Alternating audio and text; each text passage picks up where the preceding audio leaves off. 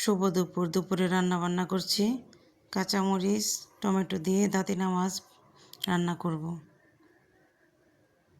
মাছ রান্না তো খুবই সহজ, আর আমি আগেও এই দাঁতিনা মাছ রান্না করেছি। রেসিপিটি আমার পেজে দেওয়া আছে, চাইলে আপনারা দেখতে পারবেন।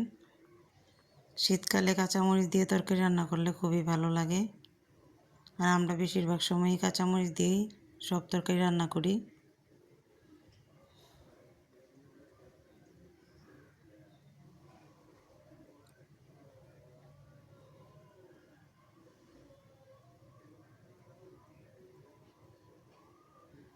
এদিকে মুগ ডাল মসুর ডাল দিয়ে পেঁপে রান্না করব।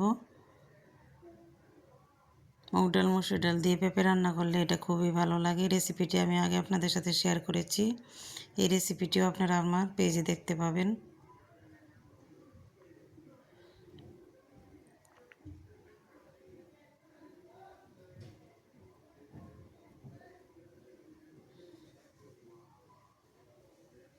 মাছটা একটু কষিয়ে নিয়েছি, এখন জল দিয়ে দিলাম অল্প একটু, হয়ে গিয়েছে। এখন ধনিয়া পাতা দিয়ে নামিয়ে নিচ্ছি।